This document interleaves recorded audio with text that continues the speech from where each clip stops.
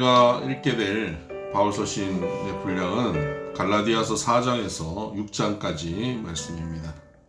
갈라디아서 4장에서 6장까지 말씀. 같이 읽어볼까요? 갈라디아서 4장입니다. 내가 또 말하노니 유업을 이을 자가 모든 것의 주인이나 어렸을 동안에는 종과 다름이 없어서 그 아버지가 정한 때까지 후견인과 청지기 아래에 있나니 이와 같이 우리도 어렸을 때에 이 세상의 초등학문 아래에 있어서 종노릇하였더니 우리가 복음 안에서 하나님의 자녀가 됩니다. 하나님의 후견자이지요. 그러나 우리가 유업을 이을 자, 상속자이지만 때가 될 때, 하나님이 정하신 그 때가 될 때까지는 후견인과 청지기 아래, 세상의 초등학문 아래 있다는 겁니다. 이게 율법입니다. 이 율법 아래 있는 것이죠. 그래서 때가 차면 4절 보면 때가 차면 하나님이 그 아들을 보내사 여자에게서 나게 하시고 율법 아래서 나게 하신 것은 율법 아래에 있는 자들을 속량하시고 우리로 아들의 명분을 얻게 하려 하심이라. 때가 차면 이제 아들의 명분을 얻게 하신다. 그때가 바로 예수 그리스도가 오신 것이고 이제 복음 안에서 율법 아래에 있던 종과 같이 지냈던 우리들, 종과 다름없이 지냈던 우리들이 이제는 아들의 명분을 얻었다는 겁니다. 6절 너희가 아들이므로 하나님이 그 아들의 영을 우리 마음 가운데 보내사 아빠 아버지라 부르게 하셨느니라. 분명한 이제 아들로서의 정체성을 회복하는 것입니다. 그냥 아버지가 아니라 아빠 아버지. 얼마나 친밀한 표현입니까? 아빠 아버지, 아빠라 부를 수 있는 그런 참 아들의 모습, 그런 모습으로 우리가 회복되어졌다. 7절 그러므로 내가 이후로는 종이 아니요 아들이니 아들이면 하나님으로 말미암아 유업을 받을 자니라. 그러나 너희가 그때에는 하나님을 알지 못하여 본질상 하나님이 아닌 자들에게 종노릇 하였더니 이제는 너희가 하나님을 알 뿐 아니라 더욱이 하나님이 아신 바 되었거늘 어찌하여 다시 약하고 천박한 초등학문으로 돌아가서 다시 그들에게 종노릇 하려 하느냐. 그때 예수 그리스도가 오셔서 복음이 우리에게 주어지기 전 그때에는 종노릇 했지만 이제는 하나님의 자녀라는 것입니다. 그때와 이제를 나누고 있습니다. 그때와 이제를 나누는 가장 큰 차이를 하나님을 아는 것, 다시 말하면 하나님과의 관계를 얘기합니다. 그때는 하나님을 알지 못했다. 그때도 하나님 알았죠. 여호와 하나님에 대해서 구약에도 알았습니다. 그런데 이제는 하나님을 알 뿐 아니라 더욱 하나님을 아신 바 되었다 하는 지금 아는 것은 그때는 두려운 하나님, 천지를 창조하신 하나님, 전능하신 분, 그분 앞에 감히 설 수 없고 성막 안에 감히 들어갈 수 없는 지성소에 들어갈 수 없는 존재였지만 이제는 지성소의 휘장이 찢어지고 우리가 하나님을 대면하여 볼 수 있는, 이제는 하나님을 깊이 아는, 하나님을 아빠라 부를 수 있는 그 알매 자리에 우리가 부름받았다는 것입니다. 그런 우리가 어떻게 과거의 그 초등학문 수준인 율법 아래에 다시 들어가겠느냐는 겁니다. 10절 너희가 날과 달과 절기와 해를 삼가 지키니, 여기서 날과 달과 절기와 해, 달, 하늘의 해를 얘기하는 것이 아니라 month 그리고 years, 날, 달, 절기, 해. 이 유대인들 유대교 안에서 그 안식일이라든가 매달 첫날을 하나님께 예배한다, 제사를 지낸다든가 여러 가지 절기를 지킨다든가 안식년을 지킨다든가 이런 날과 달과 절기 해를 지키는 이 유대교 전통의 이것을 지키는 것 말이죠. 율법주의에 빠져 있는 것. 너희들이 이걸 지킨다. 11절 내가 너희를 위해 수고한 것이 헛될까 두려워하노라. 지금 갈라디아 교회 교인들이 유대주의에 빠져서 기독교 신앙 안에 새 복음 안에서 하나님을 이제 아는 하나님의 자녀가 되었음에도 불구하고 여전히 종들이 지켰던 그 당시 그 절기를 또다시 지키려고 한다. 지키고 있다. 그러니 내가 너희들에게 가서 복음을 증거했던 그것이 다 헛될까 두렵다 하는 겁니다. 12절 형제들아 내가 너희와 같이 되었은즉 너희도 나와 같이 되기를 구하노라. 너희가 내게 해롭게 하지 아니하였느니라. 내가 처음에 육체의 약함으로 말미암아 너희에게 복음을 전한 것을 너희가 아는 바라. 너희를 시험하는 것이 내 육체에 있으되 이것을 너희가 업신여기지도 아니하며 버리지도 아니하고 오직 나를 하나님의 천사와 같이 또는 그리스도 예수와 같이 영접하였도다.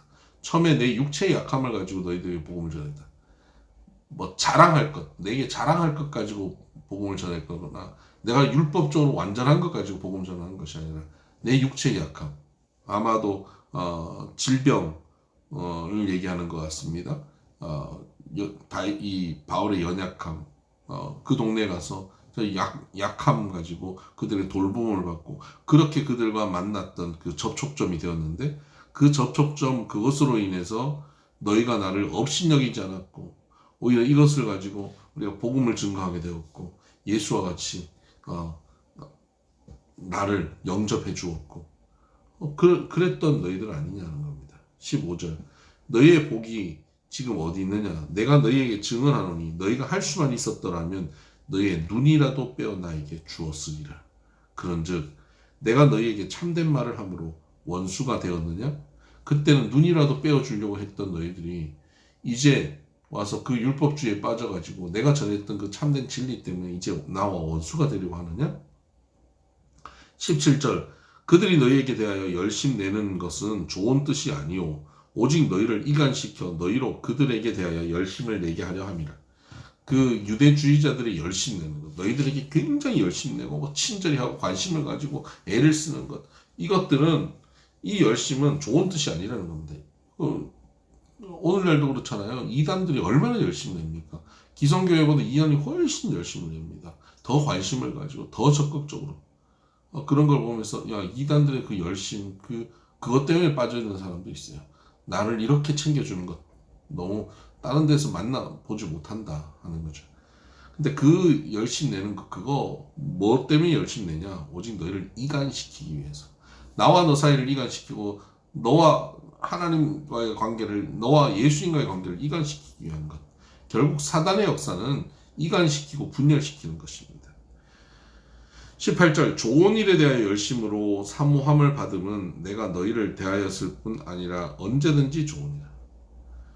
열심을 낼 때 좋은 일에 열정적인 것은 언제든지 좋지만 이 이간질을 위해서 열심 내는 것은 그건 좋지 않다는 겁니다. 19절 나의 자녀들아 너희 속에 그리스도의 형상을 이루기까지 다시 너희를 위하여 해산하는 수고를 하노니 내가 이제라도 너희와 함께 있어 내 언성을 높이려 함은 너희에 대하여 의혹이 있습니다.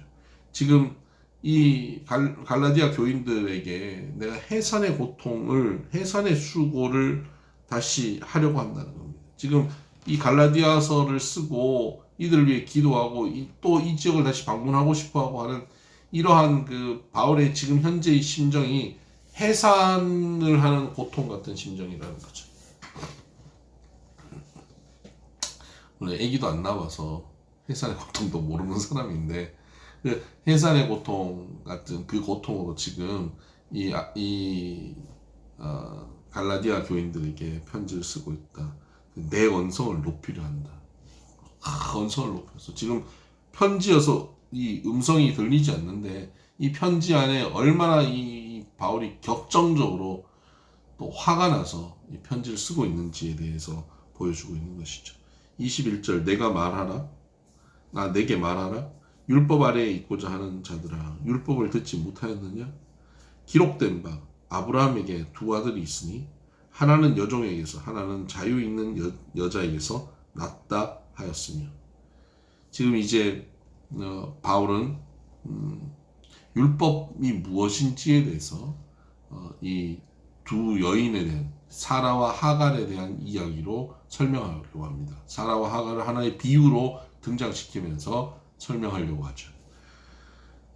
23절 여종에게서는 육체를 따라 낳고 자유 있는 여자에게서는 약속으로 말미암았느니라. 이것은 비유니 이 여자들은 두 언약이라. 하나는 신의 산으로부터 종을 낳은 자니 곧 하갈이라.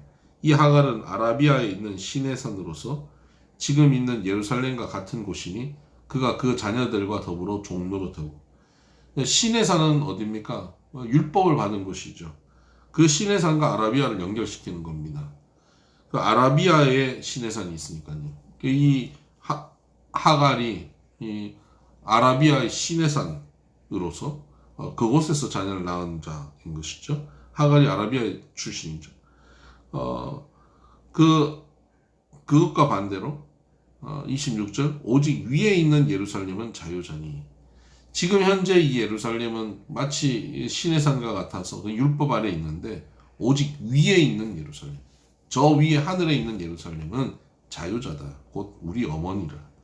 기록된 바 잉태하지 못한 자여. 누가 잉태하지 못했죠? 하갈이 아니라 사라가 잉태하지 못했었죠. 근데 사라여 즐거워하라. 산고를 모르는 자여 소리질러 외치라. 이는 홀로 사는 자의 자녀가 남편 있는 자의 자녀보다 많음이라 하였으니. 형제들아 너희는 이삭과 같이 약속의 자녀. 너희는 이 이스마엘이 아니라 이삭과 같은 약속의 자녀라는 겁니다. 그러나 그때에 육체를 따라 난 자가 성령을 따라 난 자를 박해한 것 같이 이제도 그러하도다. 그때 이스마엘이 이삭을 박해했죠. 그것처럼 오늘도 유대주의자가 복음 안에 있는 우리를 박해한다는 것이죠. 그러나 성경이 무엇을 말하느냐? 여종과 그 아들을 내쫓으라. 여종의 아들이 자유 있는 여자의 아들과 더불어 유업을 얻지 못하리라 하였느니라. 그런즉 형제들아 우리는 여종의 자녀가 아니요 자유 있는 여자의 자녀니라. 그리스도께서 우리를 자유롭게 하려고 자유를 주셨으니 그러므로 굳건하게 서서 다시는 종의 멍에를 매지 말라. 보라 나 바울은 너희에게 말하노니 너희가 만일 할례를 받으면 그리스도께서 너희에게 아무 유익이 없으리라. 이 유대주의에 빠져서 할례 받으면 그리스도가 수고하시고 애쓴 거 아무 유익이 없다는 겁니다.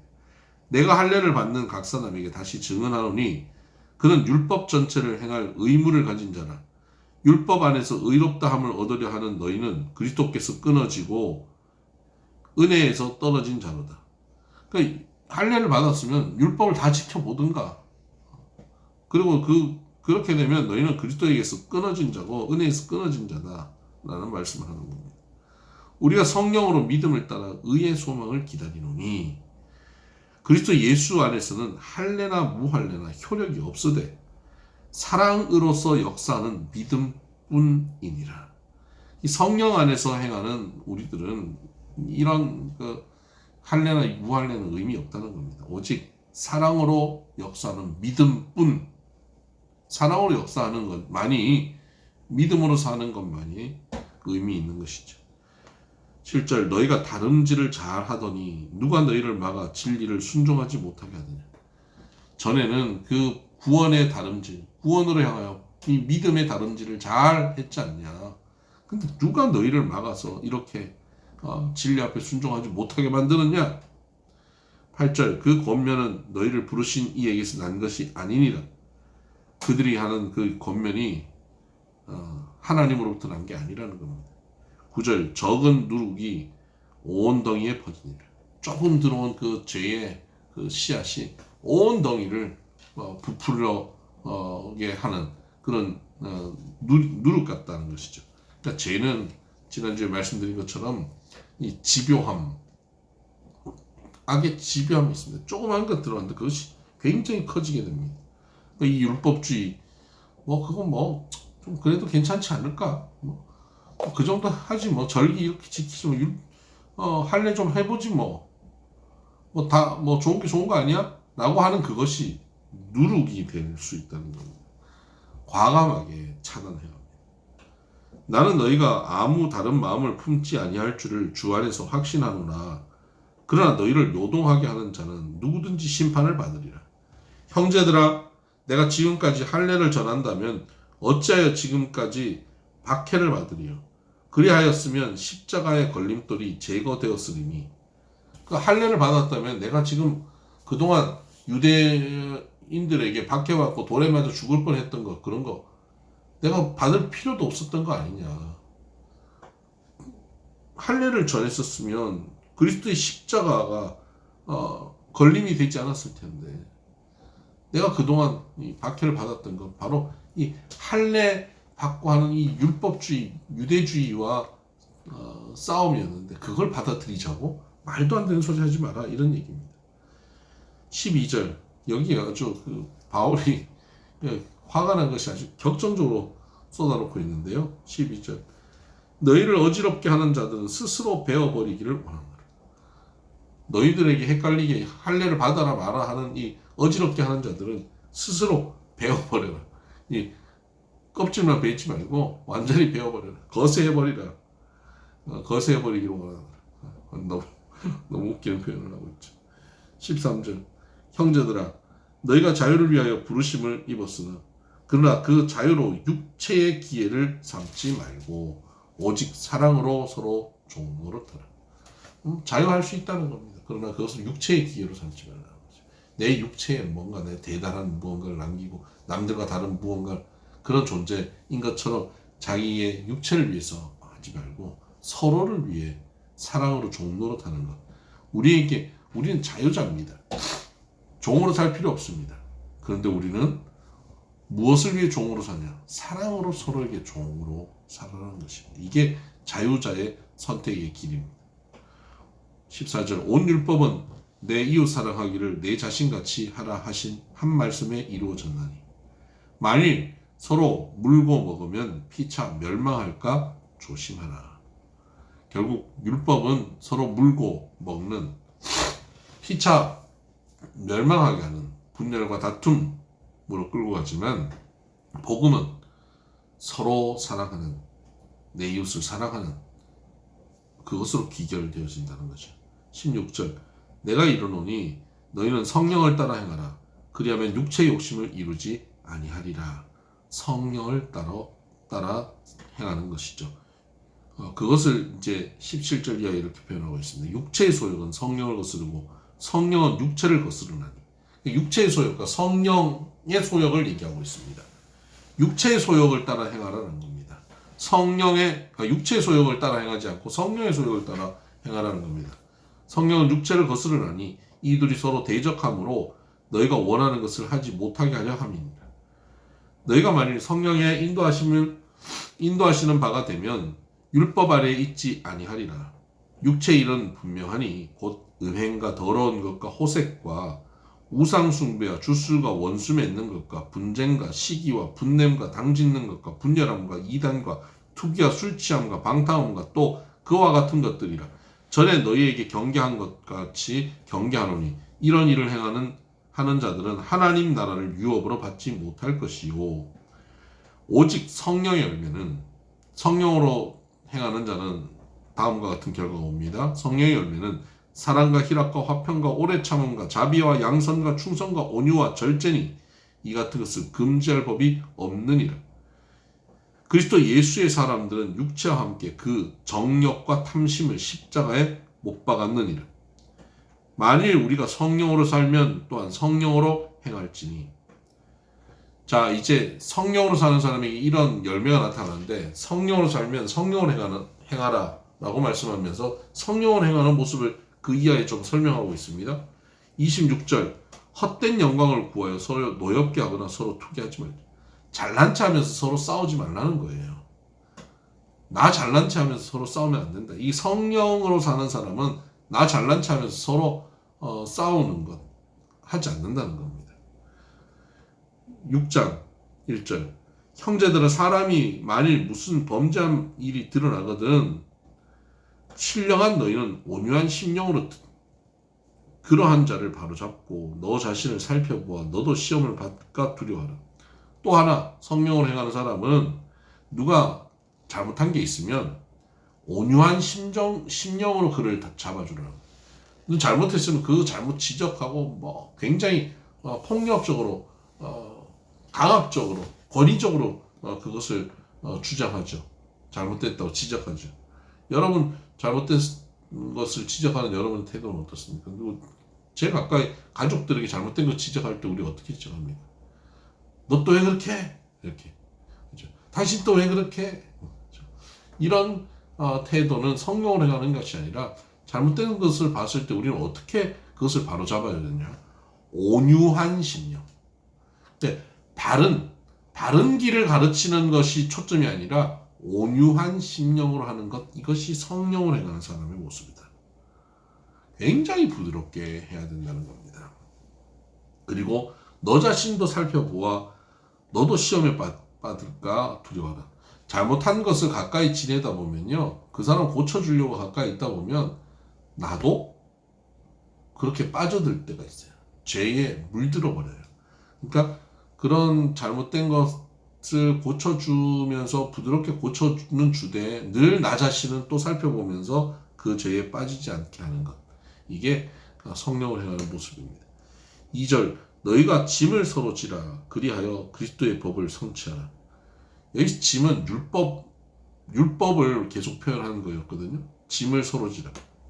서로의 그 온전함을 이루어가는 것을 위해서 서로 지라는 겁니다. 그리스도의 법, 율법이 아니라 그리스도의 법을 성취하기 위해서.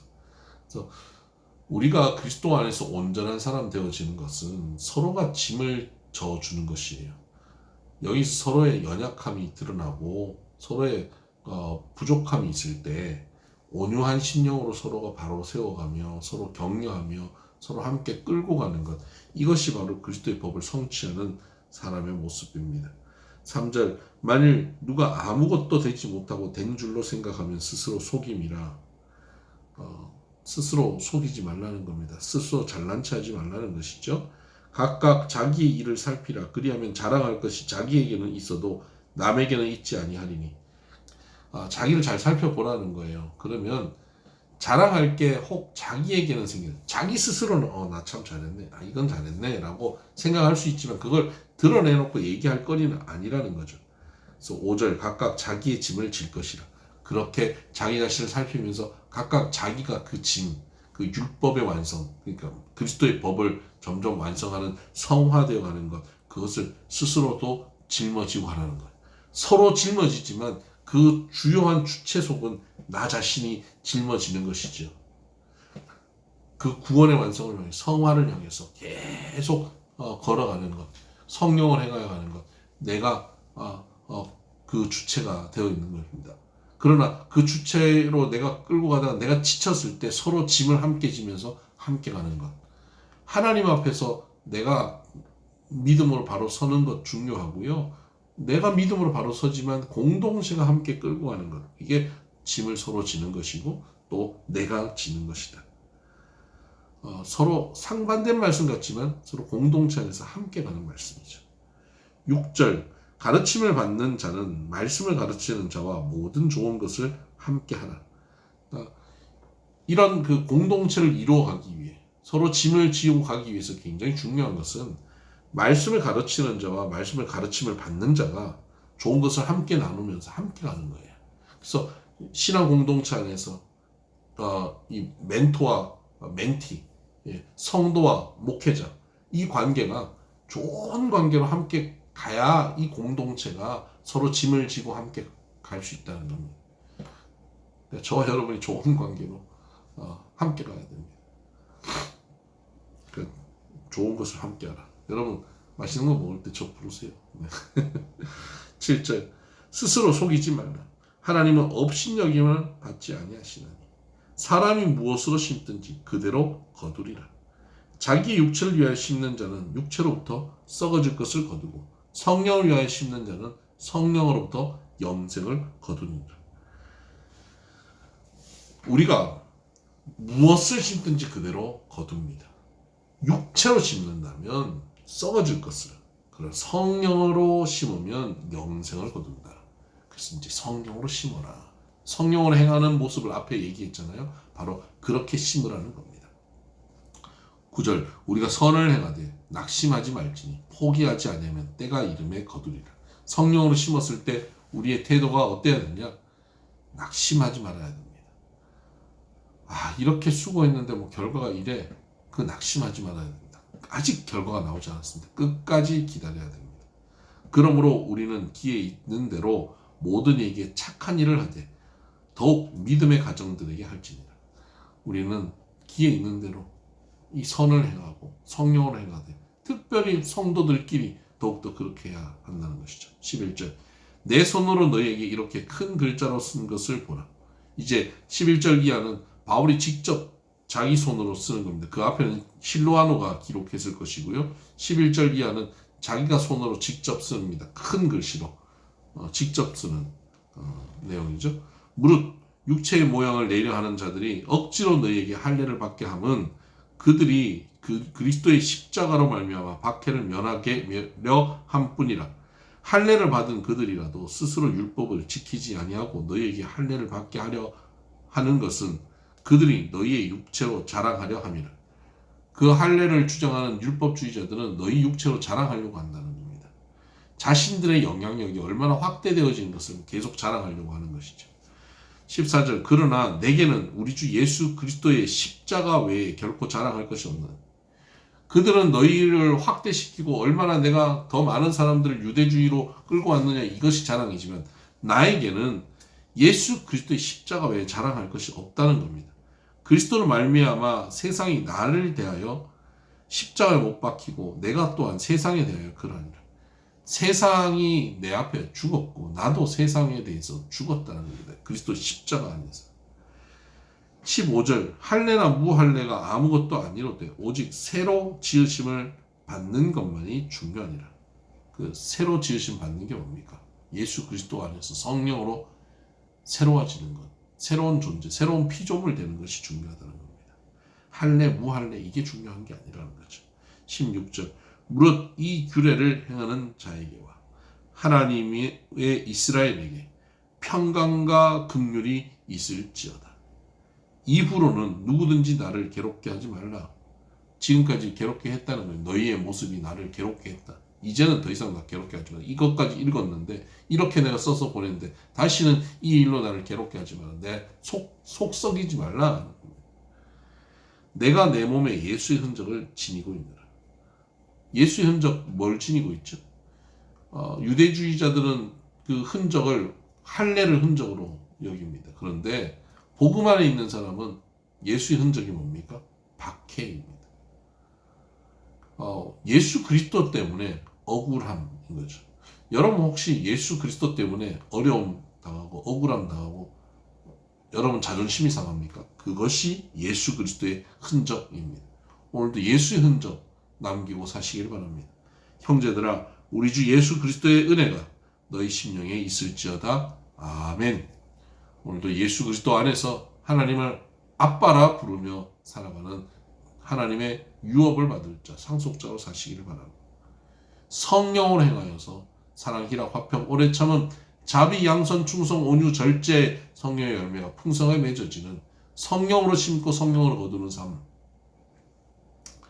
예수의 흔적을 내 몸에 남기는 삶 되기를 주의 이름으로 축복합니다. 샬롬.